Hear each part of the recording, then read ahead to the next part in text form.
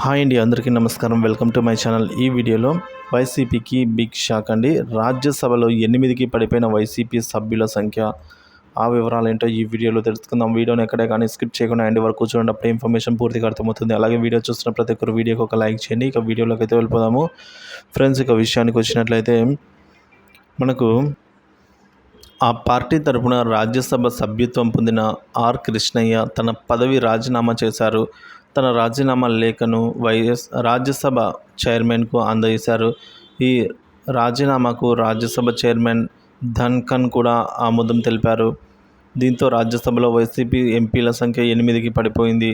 ఇటీవలే వైసీపీ రాజ్యసభ సభ్యత్వానికి బీద మస్తాన్ రావు, మోపిదేవి వెంకటరమణలు రాజీనామా చేశారు.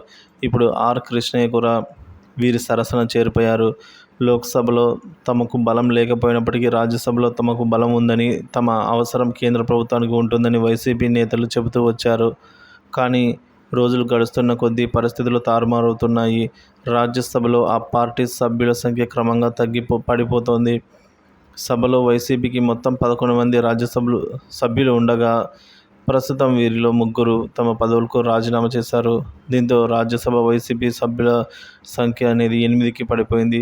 ప్రస్తుతం పెద్దల సభలో వైసీపీ ఎంపీలు వైవి సుబ్బారెడ్డి, గొల్లబాబురావు, అలాగే విజయసాయిరెడ్డి, నిరంజన్ రెడ్డి, మేడా రఘునాథరెడ్డి, ఆళ్ల అయోధ్యరామరెడ్డి, సుభాష్ చంద్రబోస్, పిల్లి నత్వాని పరిమల్ గారు అయితే ఉన్నారు.